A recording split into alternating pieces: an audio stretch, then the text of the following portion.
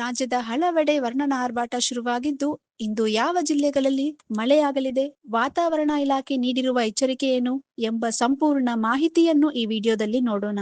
ವಿಡಿಯೋವನ್ನು ಕೊನೆಯವರೆಗೂ ನೋಡಿ.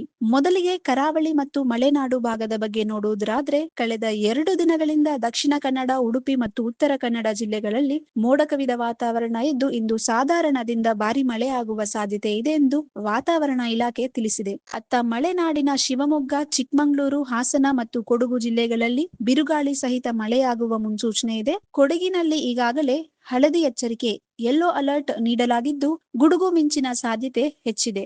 ಇನ್ನು ಉತ್ತರ ಕರ್ನಾಟಕದ ಜಿಲ್ಲೆಗಳತ್ತ ನೋಡುವುದಾದ್ರೆ, ಯಾದಗಿರಿ, ಕಲಬುರಗಿ, ಬೀದರ್ ಮತ್ತು ರಾಯಚೂರು ಜಿಲ್ಲೆಗಳಲ್ಲಿ ಇಂದು ಕೂಡ ಬಿರುಗಾಳಿ ಸಹಿತ ಮಳೆ ಮುಂದುವರಿಯುವ ಸಾಧ್ಯತೆ ಇದೆ. ನಿನ್ನೆಯಷ್ಟೇ ಯಾದಗಿರಲ್ಲಿ ಆದ ಭಾರಿ ಗಾಳಿ ಮಳೆಯಿಂದಾಗಿ ಸಾಕಷ್ಟು ಅವಾಂತರಗಳ ಆಗಿದ್ದು, ಜನರು ಜಾಗರೂಕರಾಗಿರಲು ಸೂಚಿಸಲಾಗಿದೆ. ಬೆಳಗಾವಿ, ಬಾಗಲಕೋಟೆ, ವಿಜಯಪುರ ಮತ್ತು ಧಾರವಾಡ ಭಾಗಗಳಲ್ಲಿ ಮಧ್ಯಾಹ್ನದ ನಂತರ ಮೋಡ ಕವಿದ ವಾತಾವರಣ ಇದ್ದು, ಸಂಜೆ ವೇಳೆಗೆ ತುಂತುರು ಮಳೆಯಾಗಬಹುದು. ಬಿಸಿಲಿನ ತಾಪ ಕಡಿಮೆಯಾಗಿ ವಾತಾವರಣ ತಂಪಾಗುವ ನಿರೀಕ್ಷೆ ಇದೆ.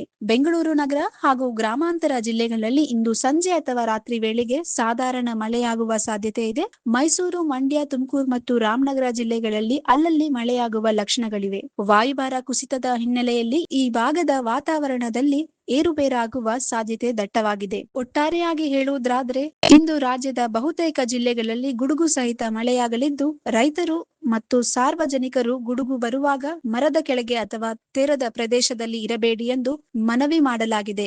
ಈ ವಾತಾವರಣ ಮಾಹಿತಿ ನಿಮಗೆ ಉಪಯುಕ್ತವೆನಿಸಿದರೆ ದಯವಿಟ್ಟು ಈ ವಿಡಿಯೋವನ್ನು ಲೈಕ್ ಮಾಡಿ ಮತ್ತು ನಿಮ್ಮ ಸ್ನೇಹಿತರೊಂದಿಗೆ ಶೇರ್ ಮಾಡಿ. ಪ್ರತಿದಿನದ ನಿಖರ ವಾತಾವರಣ ವರದಿಗಾಗಿ ನಮ್ಮ ಚಾನೆಲ್ಗೆ ಸಬ್ಸ್ಕ್ರೈಬ್ ಆಗಿ ಮತ್ತು ಪಕ್ಕದಲ್ಲಿ ಇರುವ ಬೆಲ್ ಐಕಾನ್ ಒತ್ತಿ. ಧನ್ಯವಾದಗಳು. If you like this video, ಬೇಗ ಲೈಕ್ ಮಾಡಿ, ಕಾಮೆಂಟ್ ಮಾಡಿ, ಶೇರ್ ಮಾಡಿ ಹಾಗೂ ಯೋಯೋ ಟಿವಿ ಕನ್ನಡವನ್ನು ಸಬ್ಸ್ಕ್ರೈಬ್ ಮಾಡಿ.